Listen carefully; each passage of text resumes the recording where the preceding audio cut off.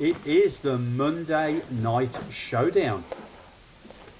And this week, it's my turn. It is your turn. It is, and it calls back to someone that you've just mentioned. So how about, let's do a segue, because you have no idea what I put, and I had no idea what you'd put. So the Monday Night Showdown features the AFC West. This week, it was announced that Bo Nix has got to undergo a second surgery on his injured ankle, so is likely to miss most of the pre-season.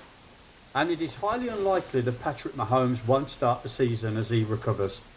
Is there a chance that the Broncos and the Chiefs finish third and fourth in their division if both of their starting quarterbacks can't get on the field, or be as fit as they were in the first 4 to 6 weeks of this season? No, because I don't have much faith in the Raiders. So I think there's a chance they could be second and third. But I don't have much faith in the Raiders for the pure fact their head coach got the last of the pickings of the assistant coaches available and all of that, which I think does actually make a big deal when you have a new head coach who wasn't able to hire their staff earlier in the period. I also think Kirk Cousins last year, I don't know about you, but he didn't look amazing. No. And but the also Falcons were an overall shambles last year under that coaching. Also, the other thing, like the Raiders, they fixed their offensive line. They've got a running back. Still, who's he really throwing to? Like, you've got Brock Bowers, and then the wide receiver depth. It's not like you have any superstar powers there. Yeah, I mean, they got Mike Washington in, so they've got that 1-2 punch on the running back. So maybe they're going to be a run-heavy team this year. Mendoza is a very safe pair of hands. Very, very few interceptions. Now, obviously, the NFL's a different, it's a different thing to what we saw at college. But I think, and of course, Indiana probably weren't playing in the strongest of divisions and stuff like that. They weren't exactly playing in the SEC or anything, but I don't know. The coaching, Kubiak's good. I think he's going to really make a difference there. If Cousins doesn't start well, I don't think he'll have any doubt in ditching him. And that's, of course, if Cousins doesn't start. But I don't know. Last year, the Chiefs without Mahomes, regardless of what picks they've made this year, they struggled like hell. And, Garrett Nussmeier is, 2 years ago, Garrett Nussmeier was good. Is the current Garrett Nussmeier any Well, you have good? Justin Fields ahead of him. You have Justin Fields ahead of Nussmeier. Yeah. But, like, Justin Fields was like having minus 40-yard games last year. Like, he was also on the Jets. Yeah, I know. But, I think where's Fields been? He's been to the Steelers. He's been to the Bears. He's never really made it work. He's probably got the best coaching staff now that he's ever had, arguably. Yes. I will give you that. And we saw what happened to the Broncos in the AFC Championship when they had to put Jared. I'm stunned that Jarrett Stidham is still the backup quarterback there. To me, I think because he only signed a 2-year contract and last year was the second year, I'm surprised they haven't made a move there because he was not good in that game. I mean, he was like, watch out, you watch me. We're still watching. So I think there's a very real chance that the Chargers could win the division under those circumstances. And there's always one surprise team every year. And I don't know, the Raiders have got a lot of parts. I mean, obviously they got Crosby back as well and stuff like that. You just feel, as we said last week, though, if Mendoza doesn't work for them, they probably are in the wilderness for another 5 to 10 years in that division. It's a very, very unproven coaching staff. The defense do have pieces, but they're still overall not. They're not like if you have to pick up the defenses in the division, you would go number 1 Broncos, number 2 Chiefs, number 3. Number 3 is difficult because I actually don't know between the Chargers and the Raiders. I'm not sure because the Chargers just lost their defensive coordinator, so I'm not entirely certain who you would actually pick between those two. But it's interesting because I feel like people are very high on the Raiders. It's just also, I think, organisationally, historically, the Raiders just have not delivered. That I find it very hard that I think I'm at this point with like a team like the Raiders where I'm like, what's actually different here compared to the last 30 years? I know what you're saying about unproven coaches, but Liam Cohen at the Jaguars last year, and I don't know, did the Jaguars have the roster that, the Raiders probably arguably, they had the number one running back last year, probably wasn't used well. They've got Brock Bowers, who was probably the best tight end that's come out of college in the last 3 years. Mendoza, when they had that 6 or 7 quarterbacks who went in the top 12 that year, where would Mendoza have got? That's where I always like to kind of judge people, is you look at that year where they had 6 or 7 that come out in a year.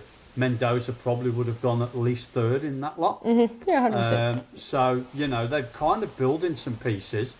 But yeah, they've got to they've got to click pretty quickly if they were to overcome the Chiefs. But if, and the Broncos. Mahomes, but if Mahomes was to have a setback and couldn't play until October or November. But the news today was he's likely expected it.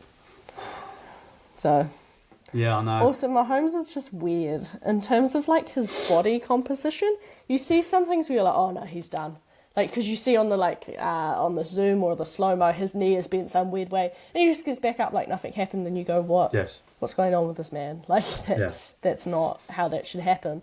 So, I don't know. I have a way more faith in Steve Spagnuolo than I do in the Raiders coaching staff. Yeah.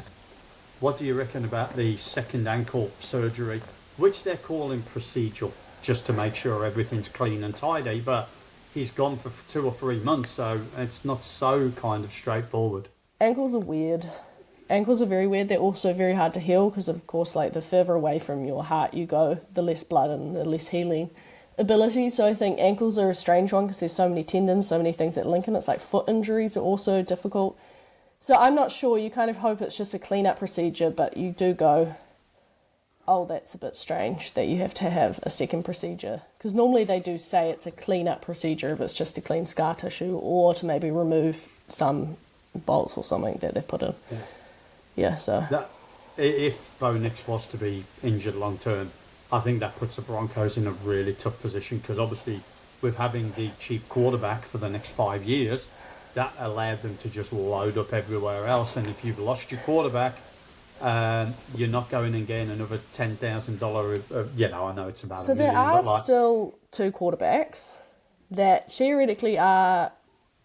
So there's your ever-loving favourite, Anthony Richardson, but the other person who didn't get traded this off-season, which everyone expected, is actually Mac Jones. And I would say Sean Payton could quite easily, if Bo Nix is out for half a season, could quite easily get Mac Jones in there, and he would be a capable starter with him. Here's one for you. How about the Denver Broncos go out, especially if it's a 1-year thing, recovery for Nix? They go and take Aaron Rodgers from the Steelers for 1 year. And what's funny about that is, remember so many years ago, that's why they hired Nathaniel Hackett. How weird would it be that he ended up at the Broncos when Nathaniel Hackett wasn't there? Now look, obviously he was really dark on Sean Payton when Sean Payton publicly called out. So could they work together? I don't know, possibly not. But if the Denver Broncos put $25 million for 1 year, and sort of like 10 million, 15 million sort of guaranteed, and then 5 million if they make the playoffs, 5 million if they make the Super Bowl or something like that. I think so. That's something like that because, and if you're going to end your career coming into a division with Harbaugh, Reed, Brady as an ownership, and Mahomes, Herbert and Mendoza. I mean, what better division do you want to compete in to finish off your career? It's interesting because also Sean Payton's used to having a veteran quarterback, so he's a bit used to having off days for the veteran QB and having different sort of treatment for them. I do think, though, I think I'd prefer to see Mac Jones and Sean Payton's offense because he can actually move, whereas Aaron Rodgers cannot move. Because Bo Nix with the offense, when he was able to move the pocket a bit, it looked good. Like, it looked fun offense to watch. I just think watchability-wise, I think I would prefer Mac Jones over Aaron Rodgers and Sean Payton's offense. I mean, I think there's no doubt, though, Aaron Rodgers can throw a ball better than anyone else who's available, even at 42. Yes, his arm may not be as strong, but his accuracy.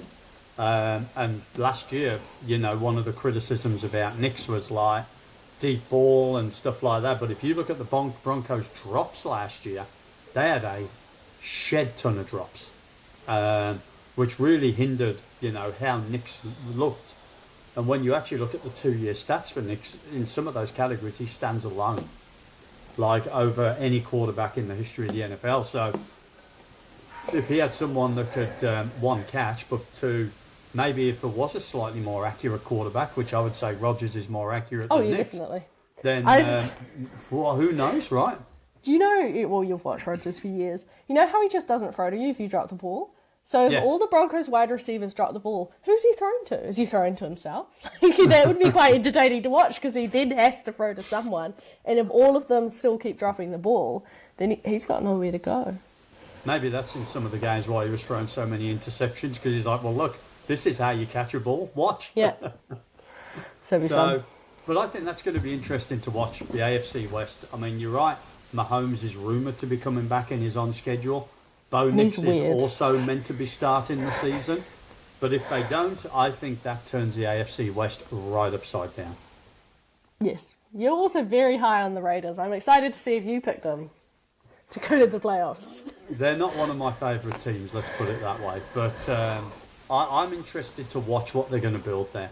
I'm interested to watch. So they had a couple of good pieces there already. They've acquired good pieces. So let's just see where it all goes, eh? I think they could be a surprise team. Yep, they're your surprise team.